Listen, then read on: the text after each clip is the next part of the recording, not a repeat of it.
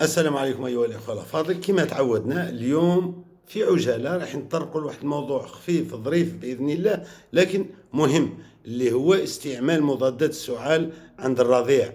كي نقولوا الرضيع يعني حتى لسن عامين، لكن احنا اللي نأكدوا عليهم هو اللي أقل من سنة، وبالأخص اللي من شهر ل6 شهور.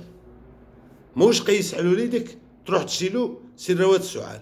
السعال عند الجميع وخصوصا عند الرضيع ما هي إلا وسيلة للدفاع الجهاز التنفسي لإخراج تراكمات والإفرازات اللي تفرزها الرئتين.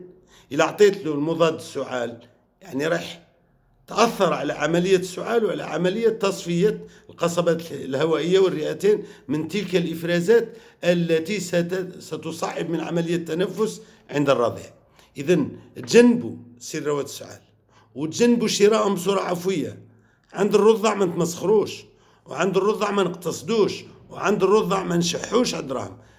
عند الرضيع كي يسعل نرفد لأقرب طبيب أو للطبيب المختص بيدياتري، لأنه إصابة خفيفة في الجهاز التنفسي في سن مبكرة عند الرضيع قادر ترتب عليها عواقب مدى الحياة راح يعود يعاني منها. ربي يعافينا ويعافيكم، وربي بعد البلاء علينا وعليكم. تحياتي إليكم من جديد.